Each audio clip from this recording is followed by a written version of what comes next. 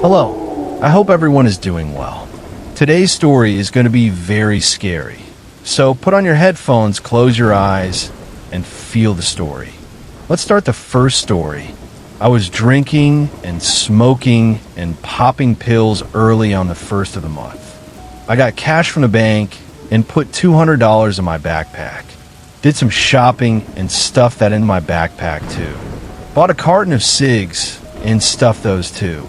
I also had a fully loaded gun in my backpack too. The bag was way overstuffed to say the least. It was around noon when I went people watching with my book bag still on. I intended to go home, but was too wasted to think straight. I'm hooking up with strangers and all. I'm making out with this one girl from about 2 p.m. to 10 p.m. when she lured me to a drug house. Overloaded book bag still on. This is where she left me, and I'm spotted by a couple of drug addicts. The addicts then lure me onto their street to rob me of whatever is in the bag. They take me behind an abandoned house. A girl runs back and pulls her pants down and pees right by me. I know she was about to kill me by doing that, so I sat in this abandoned car and watched her urinate. I pulled out a condom and put it on to try to act like I was confused. I knew I was about to be killed, but acted like the girls just wanted sex. The next thing I know, the women are going through my book bag from behind me, through the other car door. I panic because my wallet is missing, and then the girls all pull out razors and box cutters. It was past midnight by this time, so it was hard to see, but one girl, as I sat in the back seat of the car with my legs hanging out, puts a razor to my throat and started to slash, but kept missing.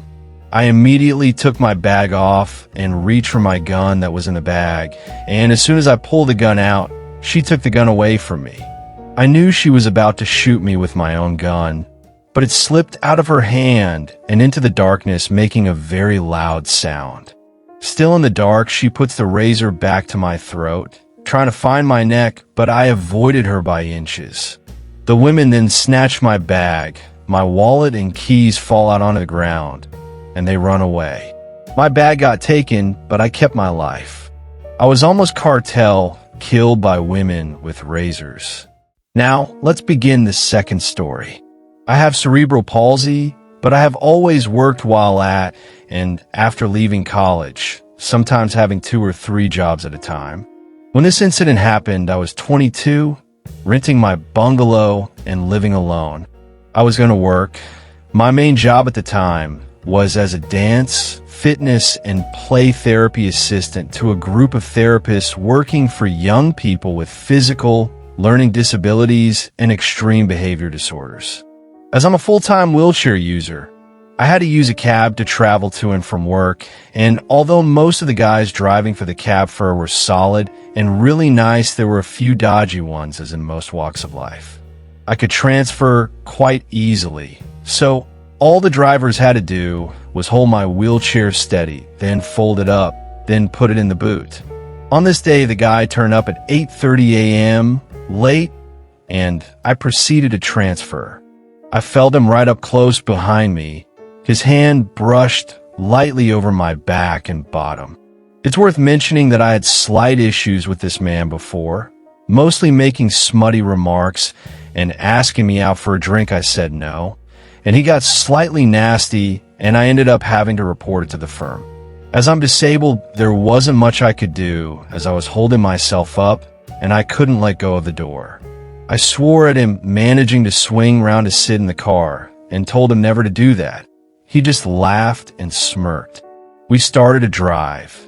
10 minutes and I noticed we weren't going the regular route to get to the center where I worked, as I was already late for work. I asked him about this. He ignored my questions and said in a cold voice, "You know, I live around here. I could take you to my flat where my 3 mates are, and there wouldn't be anything you could do about it." When he said this, I was crapping myself inside, but I said in my bravest voice, "If I'm much later, work will call me, and they have your firm's details too." With that, he scowled at me big time, and after a while, I soon recognized the usual route to work. When I arrived at work, my boss was worried. He saw the driver, who who he didn't have time for either, asked me if I was okay.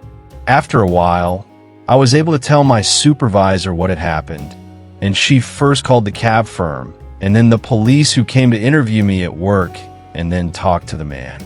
I don't know what happened to him, but I never saw him again. If you like the story, make sure to hit the like button and subscribe to the channel. I'll see you in the next story. Until then, take care and goodbye.